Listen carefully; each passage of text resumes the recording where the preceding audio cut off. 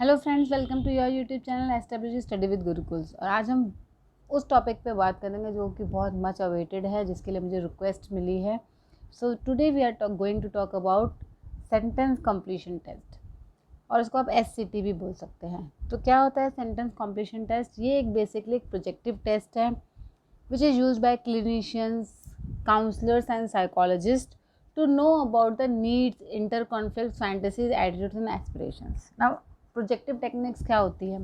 Projective techniques के ऊपर already एक डिटेल्ड वीडियो अपलोडेड है। अगर आप डिटेल में पढ़ना चाहते हैं तो please go through that video. तो यहाँ पे मैं शॉर्ट में बता दूँ, प्रोजेक्टिव टेस्ट है। प्रोजेक्टिव टेक्निक्स में वो सारे टेस्ट आते हैं जिसमें कि हम एक क्लाइंट की या पेशेंट की अनकॉन्शियस डिज़ायर, इनर कॉन्फ्लिक्ट को उजागर करने की कोशिश करते हैं, जानने की कोशिश करते हैं, ताकि उनके बेसिस पे हम उनकी थेरेपी, काउंसलिंग या साइकोलॉजिकल ट्रीटमेंट डिसाइड किया जा सके। सो SCT इसका एक पार्ट है, सेंटेंस कॉम्प्लीशन टेस्ट। तो इसमें जैसे मैंने बताया है कि क्लाइंट की, पेशेंट की नीड्स क्या है, उसकी इनर कॉन्फ्लिक्ट मतलब उसके अंदरूनी द्वंद्व क्या चल रहा है। द्वंद्व मतलब एक अंदर की लड़ाई कि मैं करूं या ना करूं, या पहले क्या रहा, मतलब एक कॉन्फ्लिक्ट है between the ideal self and the real self. उसकी फैंटेसीज़ को लेके उसका एटीट्यूड क्या है, एस्पिरेशन क्या है, वो जानने की कोशिश की जाती है by the sentence completion test. तो सेंटेंस कॉम्प्लीशन टेस्ट में होता है क्या? Basically there are some incomplete sentences जिसको कि क्लाइंट को टाइम दिया जाता है कि आप उसको अपने अनुसार फिल करें, एंड जिसकी वजह से actually what it projects, and उसके द्वारा वो अपने अनकॉन्शियस हिडन डिज़ायर्स वो एक्सप्रेस करने की कोशिश करते हैं। इसलिए इसको प्रोजेक्टिव टेस्ट का हिस्सा माना गया। एक सेमी स्ट्रक्चर्ड टेस्ट है ये। सो इसमें एडजस्टमेंट डिफ़िकल्टीज़ भी आप पता लगा सकते हैं। If there is a case of sexual abuse in children, adolescents, rape victims हैं, डोमेस्टिक वायलेंस के केसेस हैं, चाइल्डहुड ट्रॉमा हुआ है, फिज़िकल असॉल्ट हुआ है बचपन में, कुछ भी जो अनकॉन्शियस है, पास्ट में हुआ है, वो जो उसका आज का प्रेजेंट जो है डिस्टर्ब कर रहा है, वो सब जो है SCT के द्वारा पता लगाने की कोशिश की जाती है। एंड नाउ डेज SCT कहीं कहीं पे जगह पे हायरिंग के लिए भी यूज़ किया जा रहा है, and in somewhere in academic sessions also उन जगहों पे भी यूज़ किया जा रहा है to know about the aspirations. Okay, तो थ्योरी क्या है बिहाइंड द SCT? हम ऐसे SCT मतलब इनकम्प्लीट सेंटेंसेस क्यों देते हैं इस टेस्ट में? तो इसके बीच पीछे जो बेसिक स्टोरी है या फिर थ्योरी है, दैट इज़ कि जब हम डायरेक्ट क्वेश्चन पूछ लेते हैं तो हमारा पेशेंट या क्लाइंट जो है सेल्फ कॉन्शियस हो जाता है। एंड अगर मान लो कुछ ऐसा है जिसमें उसको गिल्ट है ना, उसको लगता है मैंने गलत किया है, तो उसमें वो डिफेंसिव हो जाएगा। मतलब वो अपनी रियल पिक्चर ना दिखा के डिफेंसिव होकर बात करेगा, नहीं नहीं मैंने तो ऐसा नहीं किया, ये तो उसने ऐसा किया था, तब मैंने ऐसा किया था। ये तो डायरेक्ट क्वेश्चनिंग की जगह जब हम ऐसे सेंटेंस कॉम्प्लीशन टेस्ट दे देते हैं जहाँ पे वो फ्री विल से कुछ भी लिख सकते हैं, तो ये एक कॉन्फिडेंस आता है पेज क्लाइंट में हमारे, तो जिसकी वजह से वो अपना ओपनली डिज़ायर को एक्सप्रेस कर सकता है। सो उसमें जो है और इंडिविजुअल को ये इंस्ट्रक्शंस के साथ बताया जाता है कि what ever comes first in their mind वो लिखना है। उसमें कोई मैनिपुलेशन नहीं करनी है, कोई सेंसरशिप नहीं करनी है। जो भी फर्स्ट आइडिया उनके दिमाग में आता है वो सेंटेंस पढ़ने के बाद उसको वैसा ही लिखना है जो भी आपके मन में आता है। क्यों? ताकि हम जो है ट्रू नेचर जान सकें, उसके रिएक्शंस का, उसके सेंटिमेंट्स का, और उसकी प्रॉब्लम का रिविलेशन हो सके। अन्यथा वो तो हाइड करता रहेगा, है ना। और ये सेंटेंस कॉम्प्लीशन टेस्ट में ऐसे वो सारे क्वेश्चंस आने चाहिए जो कि हम उसके बारे में, उसकी पर्सनैलिटी के बारे में ज़्यादा से ज़्यादा जान पाएँ।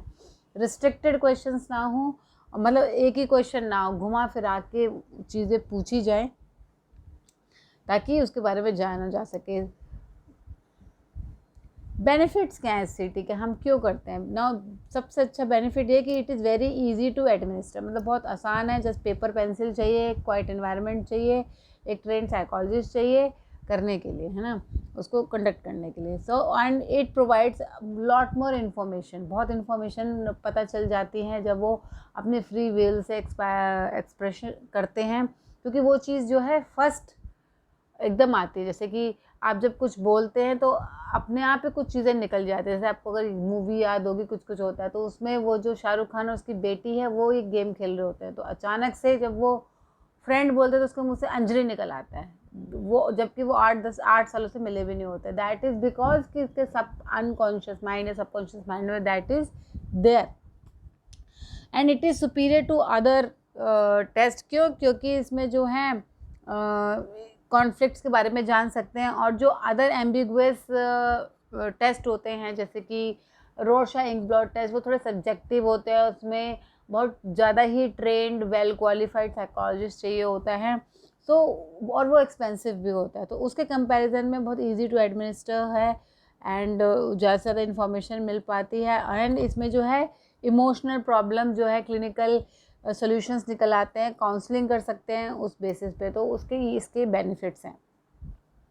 एंड जो नाउ डेज जिसके बहुत सारे वर्जन आ गए हैं, SCT के एग्जाम्पल देते जो Indian adaptation of water scale का इंडियन एडेप्टेशन है PGI सेंटेंस कॉम्प्लीशन टेस्ट। तो वो कैसे यूज़ में आया, उन्होंने इसको हिंदी में रखा और 3 स्टैंडर्डाइज्ड फॉर्म रखी, form G, form M and form S। Form G जो कि जनरल यूज़ के लिए, जिसमें 35 आइटम्स हैं, it can be use for male female सबके लिए। And form M is for the married people, only married people, जिसमें कि 25 आइटम्स है, जिसमें कि problem related to marriage relationship उसके डिटेलिंग के बारे में बात की गई, उससे इन्फॉर्मेशन लेने की बात की है। Form S is for the students, जिसमें कि 20 आइटम्स हैं, जिसमें कि स्टूडेंट की प्रॉब्लम्स और एकेडमिक्स उसके बारे में बात किया गया है। तो हिस्ट्री जान लेते हैं। तो पहला जो SCT था वो जो है हर्मन वन एबिंगहॉस को क्रेडिटेड है, उन्होंने 1987 में इसको फर्स्ट डेवलप किया था। उसके बाद बहुत सारे सीरीज़ और उसके अपडेटेड वर्जन्स आ चुके हैं, बट फर्स्ट जो SCT का क्रेडिट है वो हर्मन एबिंगहॉस को ही जाता है। एंड उन्होंने भी जो उनका मेन मूल सिद्धांत था जिसके ऊपर ये काम कर रहे थे, कि वो यही था कि SCT was there to find out the conflict between the parents, family, heterosexual relationship with the seniors, teachers, parents, women और towards self। तो ये सारी जो एरियाज हैं वो कवर किए थे इन द SCT।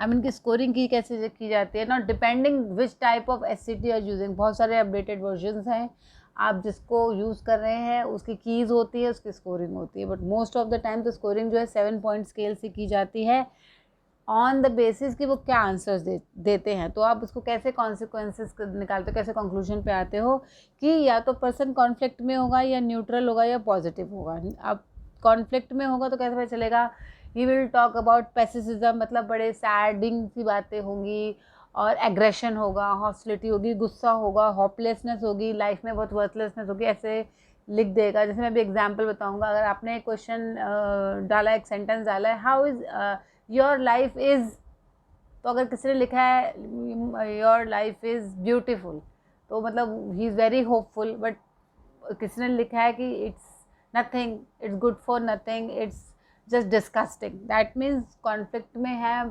इंसान परेशान है, और उससे रिलेटेड फर्दर सेंटेंस और मिलने चाहिए ताकि वो उसको उसके जवाब मिल पाएँ। नेक्स्ट इज द न्यूट्रल, जिसमें कि स्टीरियोटाइप और कैच फ्रेजेस और क्लिचेस जैसे एग्जाम्पल होंगे। स्टीरियोटाइप्स जैसे जनरलाइजेशन होती है, स्टीरियोटाइप्स के ऊपर भी ऑलरेडी वीडियो अपलोडेड है, अगर आप पढ़ना चाहते हो तो पढ़ सकते हैं। तो स्टीरियोटाइप्स में कैसे जो नॉर्मल जनरलाइजेशन होती है कि मोस्ट ऑफली वुमेन को आपने कहते सुना होगा, अरे सारे आदमी तो एक जैसे ही होते हैं, all man are like that, है ना। तो ये स्टीरियोटाइप्स के कुछ वो अपने आइडियाज़ देंगे जब सेंटेंस कॉम्प्लीशन में डालेंगे, लिखेंगे। And catch phrases and cliches are वो कल्चरल प्रोवर्ब्स या ईडियम्स या मुहावरे जो कि अब इतने यूज़ में नहीं बट फिर भी यूज़ करते हैं, जैसे कि बोलते हैं आप पछतात होत के चिड़िया चुग गई खेत। तो कुछ ऐसे ही क्लिचेस और कैट फ्रेजेस वो यूज़ करते हैं, but they are neutral in life, कि ऐसा ही होता है, चलता काइंड ऑफ एटीट्यूड, जनरलाइजेशन कर देते हैं। नेक्स्ट इज द पॉजिटिव, जैसे कि वो ह्यूमर यूज़ करेंगे, बड़े लविंगली होंगे, ऑप्टिमिस्टिक होंगे, और अपने नेगेटिव क्रिटिसिज्म को भी एक्सेप्ट करना जानते हैं, ऐसे लोग होंगे। एंड जो रेटिंग उनको मिलती है, जैसे अगर आप किसी को रेट करते हो कि भाई आपको ना 10 में से मैं 4 ही दूंगा, बट फिर भी they will be happy, accept कर लेंगे, चल ठीक है कोई बात नहीं। तो they are why, because they are satisfied with their life, वो अपनी लाइफ से खुश हैं, या उनका नज़रिया ऐसा है कि हर चीज़ में पॉजिटिविटी देखते हैं। तो इस तरीके से स्कोरिंग जो है कॉन्सिक्वेंटली की जा सकती है। जैसे कि अब मैं एक एग्जांपल दे देती हूँ, ये है एक सर्च का सेंटेंस कॉम्प्लीशन टेस्ट है, जैसे कि इसमें आप एक देख सकते हो, I feel that my father seldom. अब सेल्डम में लिख सकता है कि I feel that my father seldom beat me, मतलब मेरे को किसी ने आज तक पापा ने मारा नहीं है, दैट मीन्स उसका रिलेशन उसके फादर के साथ बढ़िया ही रहा है। बट कोई लिखता है कि सेल्डम लव मी, मतलब मेरे पापा ने मुझे कभी प्यार ही नहीं किया, दैट मीन्स उसको फादर का प्यार नहीं मिला है, या फिर कुछ और भी जिसको और एक्सप्लोर करने की ज़रूरत है।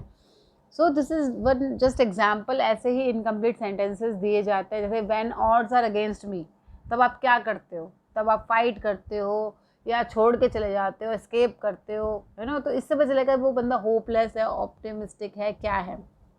Next is I always wanted to, आप इसमें कुछ भी लिख सकते हैं, like I always wanted to be a doctor but destiny didn't let it happen, so I became something else. So इससे उसके ऑप्टिमिज्म पेसिमिज्म का पता चलता है। तो friend, this was about the sentence completion test. I hope आपकी demand fulfil हो गई होगी, और ये आपको जो एग्ज़ाम के लिए या जिस चीज़ के लिए भी आपने डिमांड की थी आपकी फुलफ़िल होगी।